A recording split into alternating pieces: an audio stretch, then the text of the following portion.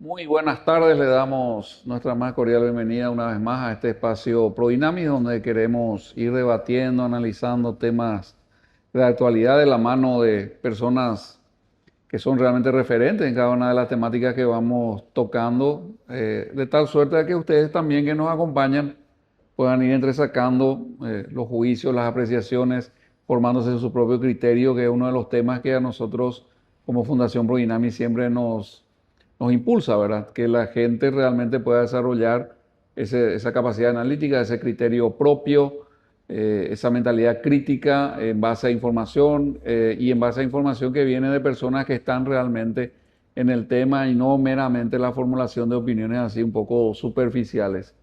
Les agradecemos que nos acompañen en este nuevo momento ProDynamis. Recordamos que esta es una fundación que busca la defensa y la promoción de la vida desde la mera concepción, desde la misma concepción, la propiedad privada, la libertad individual, como decíamos también una ciudadanía responsable, un ejercicio democrático para la designación de las autoridades y para el control ciudadano también sobre el Estado. Todos estos valores y principios nosotros estamos promoviendo desde esta fundación hace más ya de 7 años. Y hoy queremos volver un poco sobre un tema crucial en este momento y para el futuro de nuestro país, que es un poco la cuestión de la energía y la soberanía, podríamos decir, energética.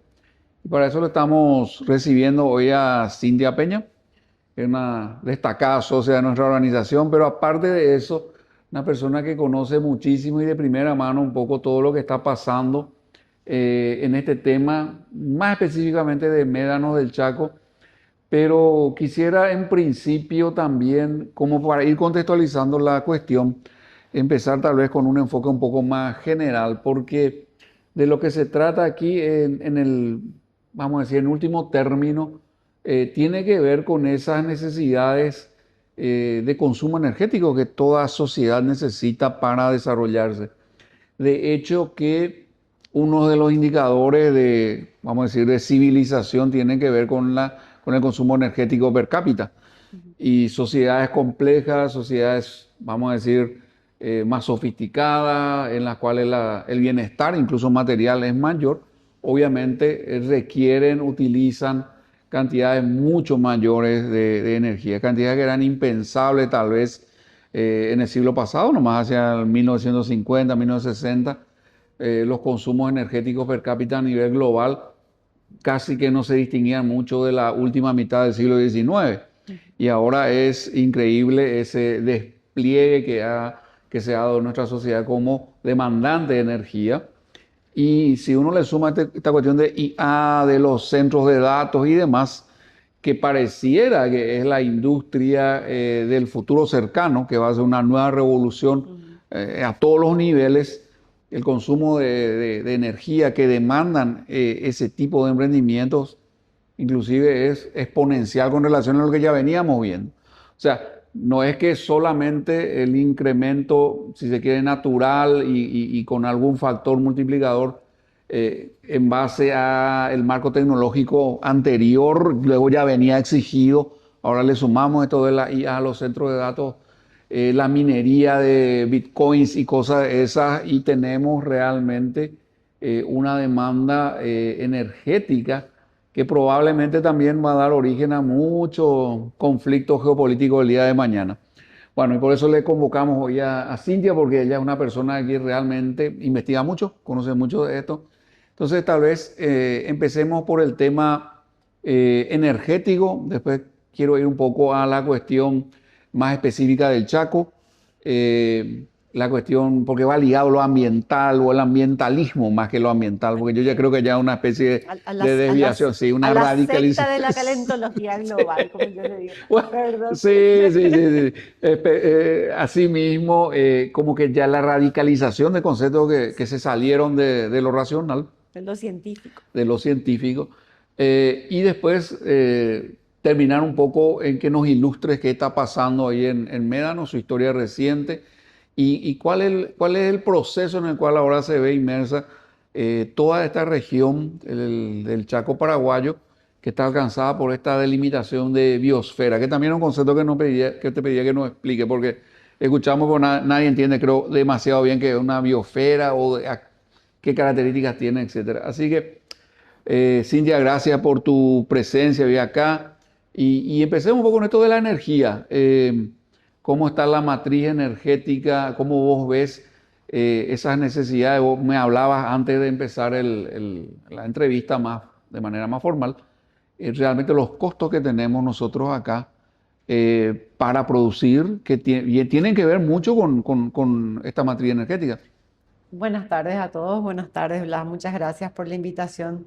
Y si vamos a hablar de costo, al Paraguay le cuesta, su soberanía económica le cuesta en el orden de 1.500 millones de dólares por año en importaciones. Mm. Importaciones de gas, de gas, de combustible fósil, de fertilizantes sobre todo, que es tan necesario para un país productor como el nuestro.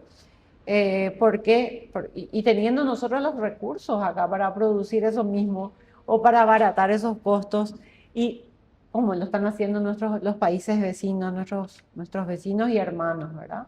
Realmente aquí hay muchas cuestiones, muchas situaciones que hay que poner realmente con sinceridad sobre la mesa, porque nosotros actuamos tantas veces en contra de los intereses de nuestro país. Lo que ocurrió en el Médanos del Chaco, con el Parque Médanos del Chaco, básicamente se dio ahí una expropiación regulatoria indirecta, gravísima.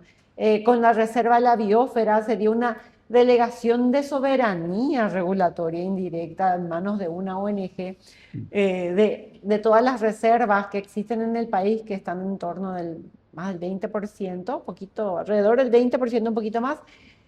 Solamente la Reserva de la Biosfera del Chaco es del 18,5%, administrado por una ONG con domicilio en Nueva York, por sobre las propiedades privadas que están también afectadas dentro de esa superficie. O sea, del Parque Médanos del Chaco, de la Reserva de la Biosfera, ese 18,5%, el 50% corresponden a territorios bien protegidos por parques o reservas estrictas, ¿verdad?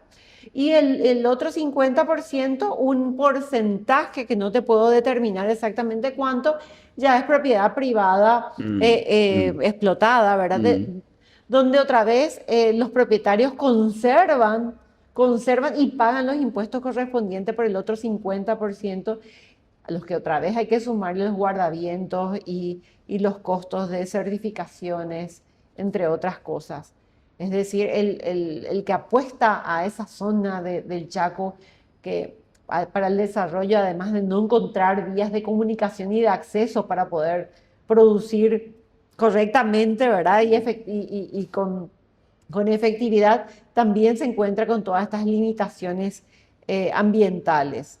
Ahí, Cintia, Sí. para ponerle así como que en números más concretos, hablábamos, me contabas vos, por ejemplo, una tonelada de fertilizante, ¿se puede producir en Paraguay? Así mismo. La cuestión es la energía requerida y había un diferencial de precio de casi 5. Bueno, ya que estamos aquí hablando del fertilizante, la propuesta, hoy día están en el debate lo de la firma de Atome y la subvención a esa industria por parte del gobierno paraguayo a través de la energía de la Ande, ¿verdad? Porque básicamente vamos a subvencionar a esa empresa para que pueda tener un rendimiento, porque sin esa subvención de nuestra energía no tendría ningún tipo de utilidad. Entonces le vamos a regalar la utilidad, básicamente. Si tomáramos ese fertilizante que ellos proponen fabricar para este país a $700 por tonelada, subvencionado, ¿verdad? Subvencionado, aún así supera ampliamente el costo del fertilizante que ya importamos, que está en torno de $480 por tonelada, y bueno, cuyo precio apeligra a seguir subiendo por todo este conflicto del estrecho de Hormuz, y nuestros precios dependen de Riad y dependen de Rusia, de donde importamos ese fertilizante, ¿verdad? Y otra vez le tenemos que sumar la huella ambiental que deja ese fertilizante que nosotros traemos, que Todo el viene flete, en claro. navíos, paga Mm, seguro, tiene fletes, viene otra vez en camiones, bitrenes, utiliza rutas, que otra vez utiliza mm. petróleo. O sea, si hacemos realmente una huella de carbono, una huella ambiental de todo ese fertilizante importado, veríamos que siempre sería mejor apostar a un pozo que tenemos en Gavino Mendoza, que tiene el gas comprobado, 140.000 millones de metros cúbicos, son 140 BCF en los términos correctos, y cuya explotación fue expropiada de manera indirecta a través de una ley, ¿verdad? Donde se amplió, se canceló de la nada, ese gas iluminaba la ciudad de Bahía Negra con su rudimentaria infraestructura, porque digamos que no tenía, como quería hacer algo estrictamente nacional, no tenían los recursos necesarios y tenían que enfrentar ese camino que se cursa con el Timani, que no hay vías de comunicación, el barro de las rutas, la Mm, falta de vías de comunicación efectiva. Entonces, bueno, había momentos donde no podían llegar hasta Bahía Negra. mm. Pero mismo la gente de Agua Dulce esperaba que venga el camión para poder cargar sus garrafas de gas, que utilizaban también Sí, para iluminar. Bueno, 80% del combustible utilizado por el generador que iluminaba Bahía Negra, 80% era el gas paraguayo, explotado mm. por los Primo Cano, o sea, perdón, Primo Cano Martínez o Cano Martínez S.A., como se llamó la empresa posteriormente, Pero Cindy, con ahí un convenio con la ANDE y la FIUNA. vamos, Sí. quiero nomás volver un poquito a esto Ujú. del cálculo que vos hacías, porque eso sí creo que la gente que está en el tema va a entender demasiado bien. Sí, Estamos hablando de primero una propuesta de hacer fertilizante aparte de hidrógeno, no sé, que ahí está por los 700. El convencional, vamos a decir, el que se viene está por que, los 480, con todo esto sobrecostos de mitiRNA y qué sé yo. Ahora, si este proceso de producción se hiciese aquí con la energía, con el gas. con el gas, en Sí. este caso, que produciría la energía necesaria para hacer esa síntesis, para producir el fertilizante, podríamos estar teniendo un fertilizante a 180 Menos de $150 por tonelada. dólares Es por tonelada. el 10% del costo real y efectivo del fertilizante verde. Mm. El fertilizante verde, el costo de ese fertilizante verde real es de 1.000 o 1.100 dólares por tonelada.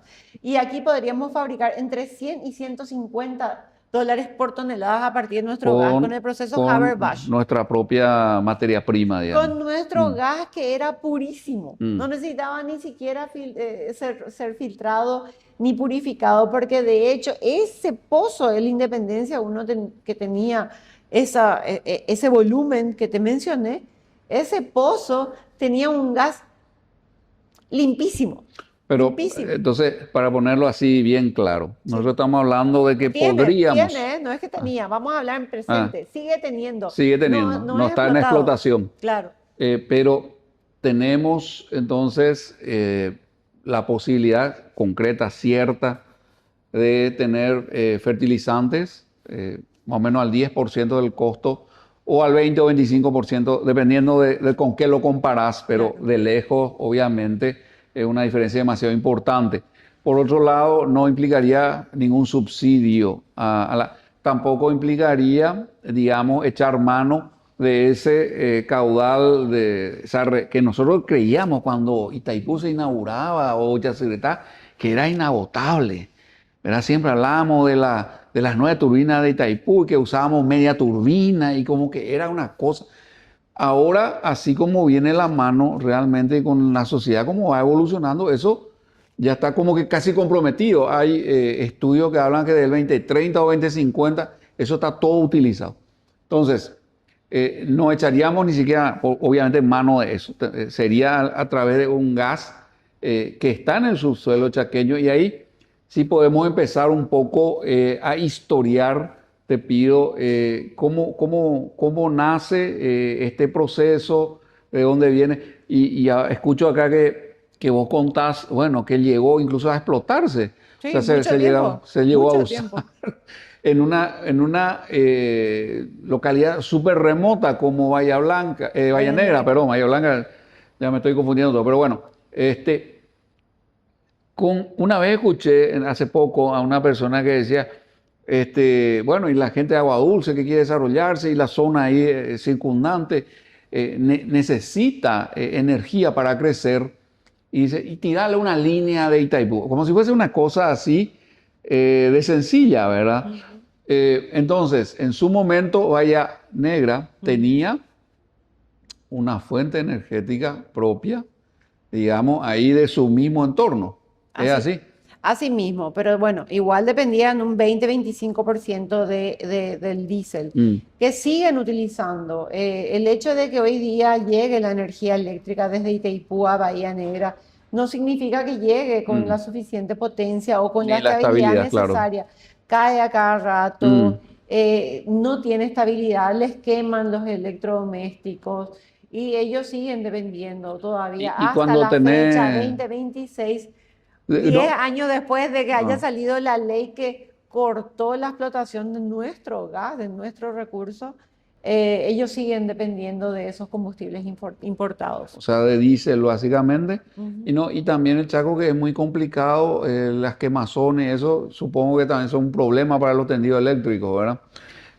No, ¿No? de hecho el problema principal es la pérdida de energía por la Mm, distancia que recorren. mm, Que se va a duplicar la capacidad, pero igual la matriz mm. energética tiene un límite. La del Claro. Paraguay tiene un límite. Nosotros necesitamos apelar a otros recursos nacionales, ¿verdad? Mm, Para poder ampliar esa matriz.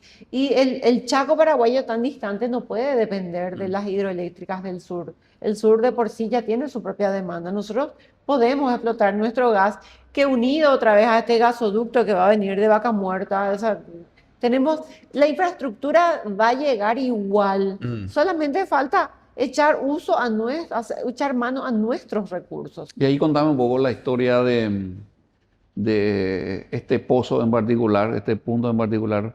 Como me contaba antes de empezar la entrevista, esto tiene historia. Tiene una historia muy larga, yo realmente no me quiero extender mucho en eso porque hay tanto que decir Mm, acá y que me gustaría mencionar.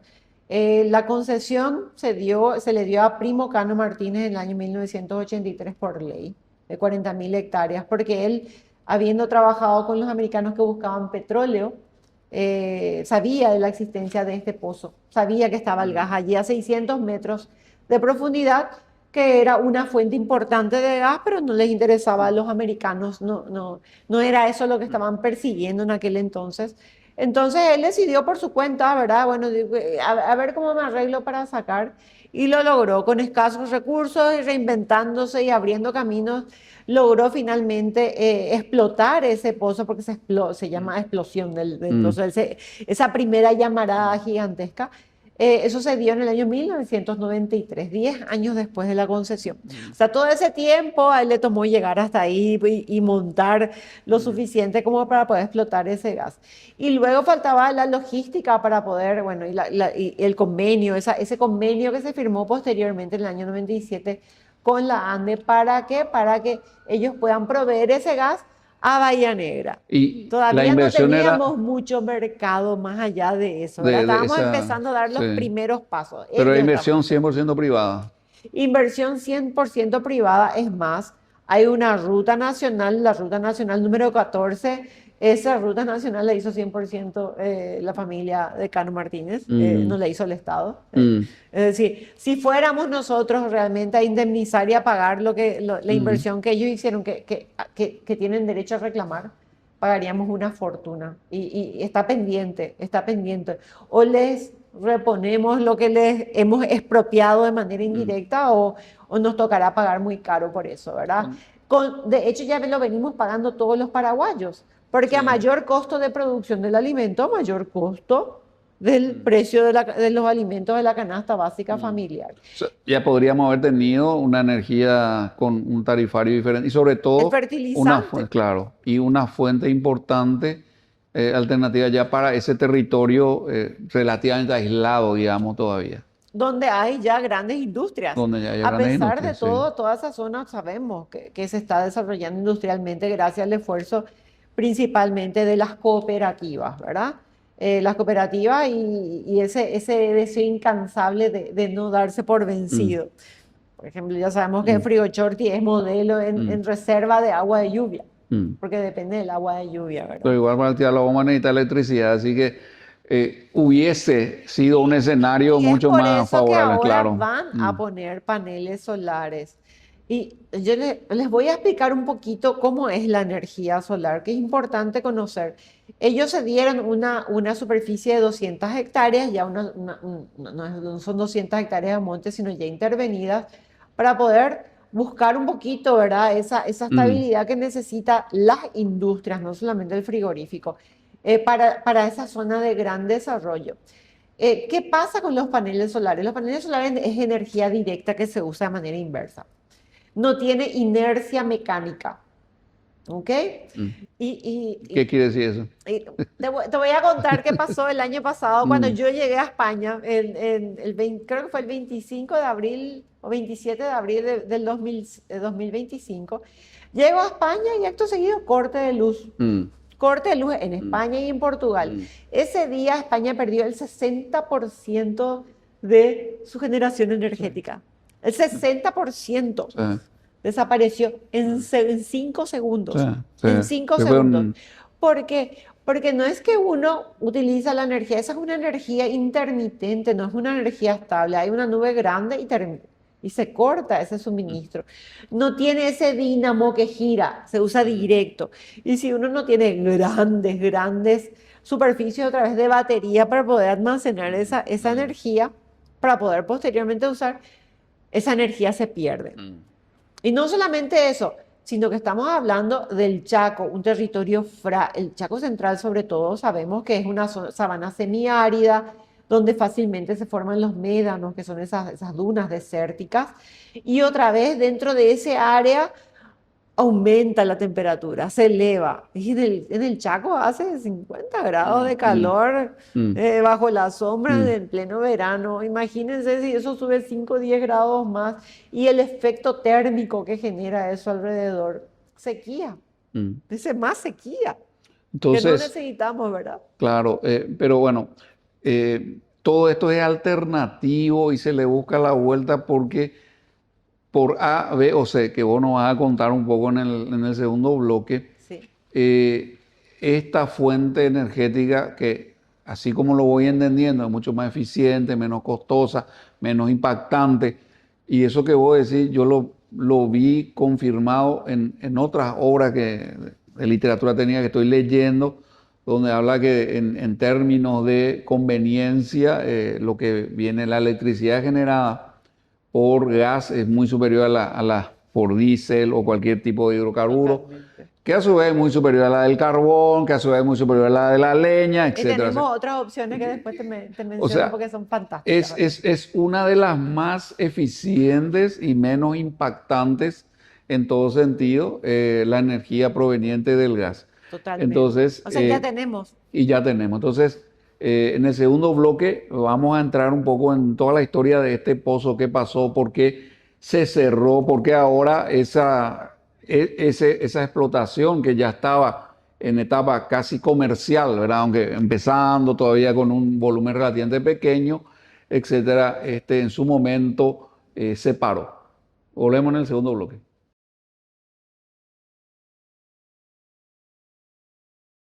En FECOPROD celebramos 50 años de compromiso y crecimiento. Durante 5 décadas hemos estado a tu lado, apoyando a las cooperativas, transformando vidas y construyendo un futuro mejor. Desarrollamos proyectos que generan oportunidades. Promovemos la solidaridad y fomentamos el trabajo en equipo. Juntos hemos sembrado sueños y cosechado logros. FECOPROD, 50 años desarrollando juntos un país. ¿Querés leer noticias sin manipulación? Entonces visita www.informatpi.com. www.informatpi.com. Un diario de frente con la verdad. Desde 1844, 7 principios sentaron las bases para la formación de miles de cooperativas en todo el mundo. En Paraguay, la primera organización cooperativa apareció en 1941. Hoy en día esos principios cooperativos toman una forma, una identidad. Desde la Concopar tomamos la iniciativa de crear un símbolo que represente al espíritu cooperativo. Una identidad cooperativa.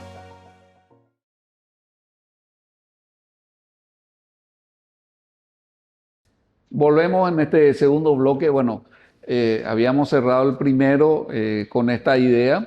Realmente la literatura técnica avala de que el gas es una de las fuentes energéticas más eficientes, probadas, seguras, si se quiere también, con años, décadas de desarrollo tecnológico, etcétera. Así que incluso un pozo hoy ya será muy diferente al pozo que en su momento, en los 90, estuvo administrando esta empresa Cano Martínez, me decía vos, probablemente con índice de eficiencia extractiva mayores, etcétera, etcétera. Pero dicho eso, es una manera de producir energía eléctrica. Incluso si vemos una hidroeléctrica que tuvo que cubrir una gran superficie de tierra también para hacer los embalses y todo lo demás, capaz que medio que sale empatado, ¿verdad? Porque el impacto en sí es... Ellos ocupaban 1.7 hectáreas. Con relación a, bueno, vamos a decir a Caraí o algo así, ya ahí vamos viendo las diferencias, incluso en cuanto a inversión, porque él lo pudo hacer solo, yo no conozco, y lo pudo empezar a explotar comercialmente incluso. Entonces, este gas está ahí. ¿Qué pasó por el camino que, por un lado, se retira? Vos hablaste de una expropiación indirecta.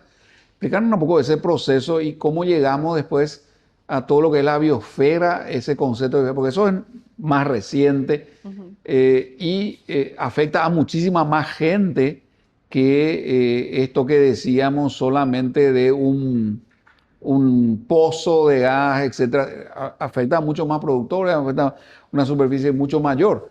Entonces, allá por los 90 empieza a generarse este gas, se empieza a usar incluso en Bahía Negra. Otros entrevistados aquí ya recordaban que en sus estancias usaban el gas esperaban el camión, el camión ya se movía con el gas. Ya se movía gas. Con tanques de gas. Bueno. Usaba el 80% del gas y solamente 20% del combustible diésel. Y ahora ese mismo gas que esa misma persona tiene que usar ahora en su misma cocina, pega la vuelta, no sé, allá de Bolivia, viene acá hasta San Antonio, Villeta, se embolsa, con camiones, acá se hace el traspaso, se pone en otro, se lo lleva de ahí de aquí cerca de Asunción a todo ese camino hasta, qué sé yo, Loma Plata, de ahí habrá otro distribuidor que va a otra parte de ahí, y toda una cadena para que llegue una garrafa de gas, siendo que, vos me contabas en el 90 y algo, el gas era de ahí, es así. No del todo el país, porque no llegaron ahí. Abortaron el desarrollo del país. Porque fíjate, Blas, que hoy día podríamos, todas nuestras maquinarias agrícolas, todos nuestros tractores, topadoras, todos podrían estar utilizando el gas paraguayo y esa es otra diferencia. Para producir alimentos. Y esa es otra diferencia, Silvia, porque hablamos así muy de pasada de energía solar. Yo no conozco energía solar para camiones, tractores y cosas de esas. Decimos, ¿hay? No, vehículos, tractores eléctricos, creo que ya hay. Pero ¿verdad? Solares, así con panel y qué sé yo. No, que vengan con el propio, que van a tener que conectarse, igual necesitamos ampliar la matriz energética. Igual nomás. Nadie se puede mover con un panelcito solar nada más, porque necesita esa carga que no es estable, como te dije, tiene que cargar una batería y esa batería se consume rápidamente. Entonces, no. Ahora, el gas sí tiene la inercia mecánica que tiene una hidroeléctrica. Sí. Entonces, ¿qué pasa? Si hay una baja, un corte, lo que sea, siempre está el espacio para que se pueda activar el mecanismo como para que nunca haya ese corte energético, ¿verdad? O sea, tiene una inercia que no tiene la energía solar ni la energía eólica.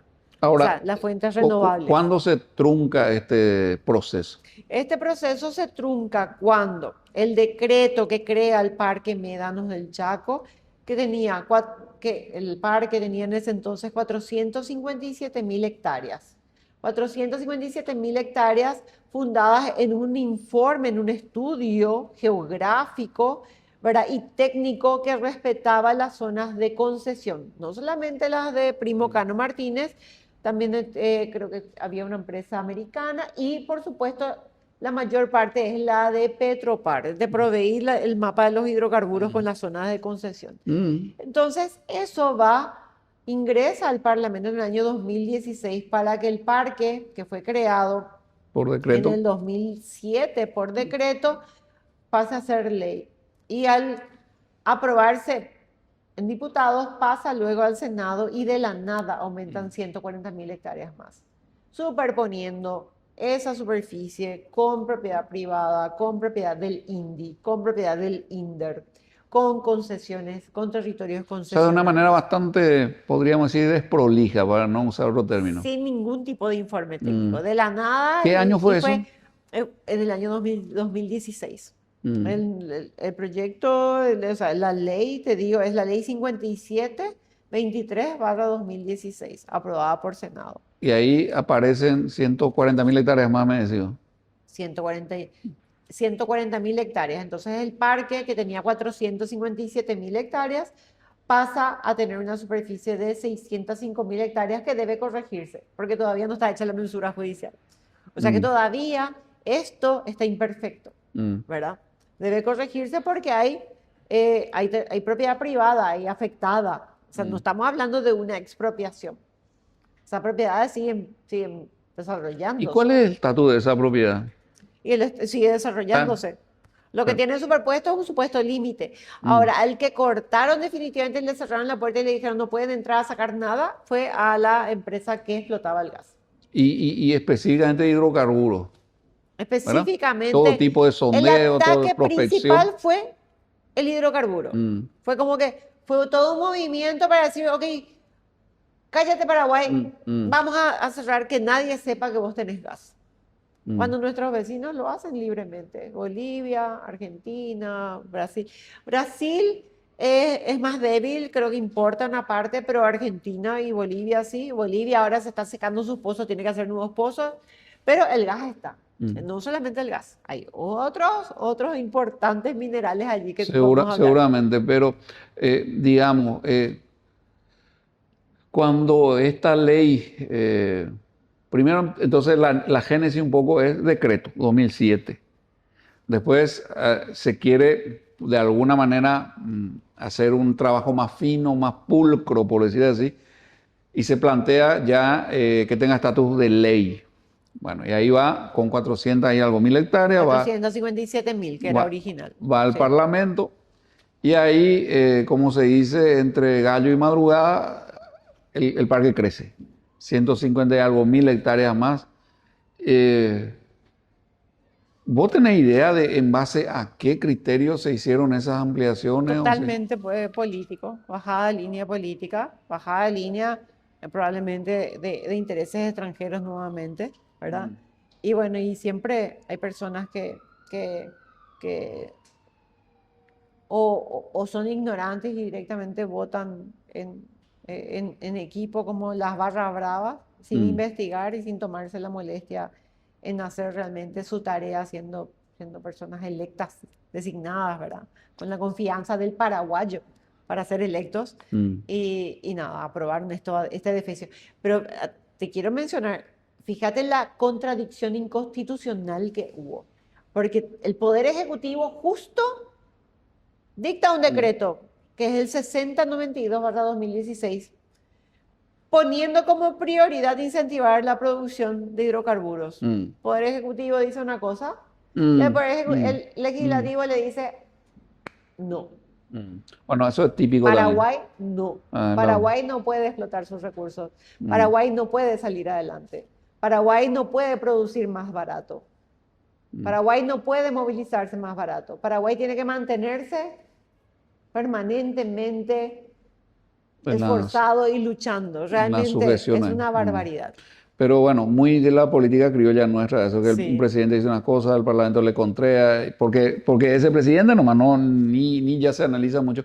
Pero sacando esto, el otro argumento que ahora se escucha, que él es por la naturaleza, por la ecología, en realidad cualquier alternativa ahora mismo al gas del propio territorio, como vos decís, producir una cantidad importante de energía, requiere uno coma algo, 2 hectáreas como máximo, o sea, ni se compara con relación. Para hacer un absolutamente. parque solar, que yo creo que no va a tener ni una fracción de la potencia energética que este pozo de 2 hectáreas, vos ya me dijiste que se están instalando 200 hectáreas. Solamente ahí en Loma Plata y para ese apoyo industrial son 200 hectáreas versus Una y pico. 1.7, ponele 4 hectáreas. Pero ese que explotábamos tenía 1.7 hectáreas. 1.7 hectáreas. Y hay algo más, hay otra fuente de energía que nosotros podemos explotar y que yo no entiendo por qué no entra en el debate. Hoy día ya no existen los reactores nucleares de antes. Hoy día se tienen los pequeños reactores modulares nucleares y nosotros tenemos los recursos. Y es más, se autoenfrían, no producen esos desechos radioactivos que se tienen que mantener fríos y que no se pueden reciclar, porque hoy con óxidos de sales esos mismos se vuelve a reciclar y nosotros tenemos uranio y torio para poder utilizarlos. Se llaman reactores modulares y son pequeños. En Francia lo utilizan muchísimo y yo no entiendo por qué eso no está en el debate cuando tenemos en YouTube, en Cazapá tenemos, en Caguazú tenemos nosotros uranio, podemos utilizar. Y también tenemos en la zona del Cerro Sarambí y en Amambay. Pero YouTube y torio. si ni siquiera el gas podemos explotar. Y a ver, a mí me suena mucho esto ya Pero postura. ambientalmente tienen menos impacto que los paneles solares y las energías Eso también renovables. leí Y en son cierto material sostenibles. técnico, sí, que haciendo los coeficientes, digamos, entre lo que sería un impacto ampliado con relación a la potencia energética, etcétera, como que hay una escala. Y en la cúspide está la energía nuclear. Y inmediatamente después ya está la energía de gas. Después vienen los fósiles, combustibles fósiles. Y después viene el resto, ¿verdad? Esa pirámide, vamos a decir, de eficiencia energética, lo que yo me estuve informando es más o menos tiene esa estructura. Entonces, las hidroeléctricas incluso están ahí en el medio, Claro, entre el gas el y nuclear el está petróleo, arriba. ¿verdad? Y hoy la energía actual no entra acá en el debate de Chernobyl No entran ni el de esos Fukushima, puntos, nada. claro, que son. Otro estilo de Pero al final reactores. también hubieron ejemplos de otros tipos de explotaciones, minas, eso que tuvieron sus accidentes, sus derrames, bueno. Nunca el riesgo es 100%. Lo que estamos viendo ahora también es que esa tecnología evoluciona y los posibles daños que puedan darse en ese tipo de explotación también son mucho menores que incluso esto del 2011, ¿verdad? Pero dicho eso, volvemos a nuestro gas acá. ¿En base a qué? Y después hay otro tema que medio porque está la ley del parque médano y después está este concepto de la biosfera. La reserva de la biosfera. ¿Qué es La eso? ¿De reserva- dónde viene esa idea? ¿Qué función tiene? Y sobre todo, a mí siempre que escucho es como que se hace una especie de línea en un mapa y no importa sobre quién caiga en esa extensión, vos tenés de la noche a la mañana transformado el estatus de tu explotación. A mí me preocupa particularmente la reserva de la biosfera del Chaco, por lo que te mencioné, en la delegación de la administración de esa reserva bajo el poder de una ONG que está por sobre los propietarios, legítimos propietarios de propiedad privada, ¿Y ¿verdad? qué Amparados qué por nuestra implica esa Constitución delegación Nacional. de administración? Y lo dio el MADES. El MADES depende de esta ONG. El MADES podría depender financieramente de un porcentaje de la explotación de los hidrocarburos del Chaco, por ejemplo, ¿verdad? Para ¿Verdad? independizarse, Para digamos. independizarse de las ONGs, pero en cuanto a su presupuesto depende de estas ONGs. Por eso el MADES está, digamos, condicionada a los dictámenes de esta ONG. Y la reserva, todas las reservas de biosfera se crean por recomendación de la UNESCO. Que sea una recomendación no quiere decir que sea una imposición ni que sea una obligación.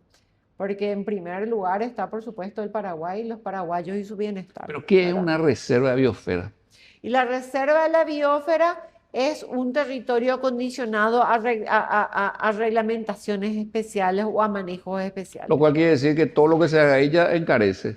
Todo lo que Y se mi haga libertad así de tiene disposición se ve tiene ya que tener afectada. certificaciones y ya sabemos que luego se van encareciendo esas certificaciones y luego imposiciones que tenés que poner un arbolito más o un arbolito menos hasta que se vuelve insostenible la producción en esa zona o se vuelve insostenible el poder conservar esa propiedad privada y hay que ver si el valor de la propiedad privada misma también se vuelve sostenible, ¿verdad?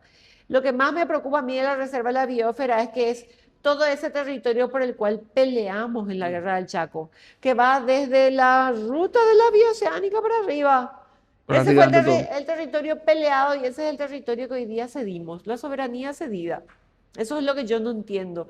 ¿Cómo podemos ser tan pacíficos que no nos damos cuenta que estamos cediendo aquello donde hay tanta sangre derramada, ¿verdad? Y que se supone que es un gran mérito nuestro porque hemos ganado una guerra. Sí. Hemos Estamos ganado la hablando de guerra y hemos cuántas- cedido sin disparar una sola bala todo nuestro territorio. ¿Cuántas hectáreas abarca esa reserva de la biosfera del Chaco? Son 7 millones, tengo que mirar ahí mis numeritos, son 7 millones y medio, te quiero decir con exactitud, ¿verdad? Porque lo tengo acá. Ay no, perdón, no lo tengo, lastimosamente no me dijiste. Bueno, vamos a repasar Pero el dato. bueno, de todo el territorio son 7 millones y medio aproximadamente de hectáreas, ¿verdad? De los cuales el 50% son parques naturales y reservas no tocables y el otro 50% sería propiedad o del INDI o del INDER o propiedad privada. No todo es propiedad privada, pero de esa propiedad privada otra vez el 50% es de conservación forzosa, ¿verdad? Un poco más del 50%, a los cuales cada 100 hectáreas tenemos que agregarle los guardavientos o corredores para la protección de la fauna. Que entre paréntesis, la fauna agradece, por supuesto, que haya fuentes de agua y entonces se reproduce mejor gracias a la producción Ganadera. privada, ¿verdad? Sí, Claro. eso también había accedido a información que decía de que en realidad, en contra de lo que siempre se plantea de que afecta negativamente a muchas especies animales, el tema del Chaco siempre es el agua. Claro. O sea, si uno tiene reserva o no, es la gran diferencia entre sobrevivir o no. Y bueno, y cuando entra una explotación racional, etcétera, obviamente todo el ecosistema ahí se beneficia porque tienen reserva de agua y pueden también, como vos decís, prosperar. Volviendo un poco otra vez a esto, ¿cuál es el estatus ahora? ¿Qué se pretendió o se pretende hacer con esta modificación otra vez de esta ley ¿Se quiere corregir esa ley que está tan atravesada? Se está queriendo darle una flexibilidad a la ley sin corregir sus errores de fondo. origen, ¿verdad? Solamente a los efectos de que podamos tener acceso a esos hidrocarburos. O sea, y hoy día ya la explotación ya no es ir haciendo picadas y cavando, probando si hay aquí o hay allá. Hoy día todo se hace satelitalmente, ¿verdad? Se ponen unos detectores y ahí se sabe. Y las extracciones, o sea, el nivel de cavado, la intervención, perforación sí. es muy puntual exactamente dónde se detecta que hay. O sea, ni siquiera tiene un impacto, ¿verdad? Ya no es más con ambiental. topadoras y cosas de esas, No. sino realmente muy quirúrgico, si se quiere. Y otra mentira sobre el Urendahue, ¿verdad? Que dicen que el agua, que van a afectar el agua.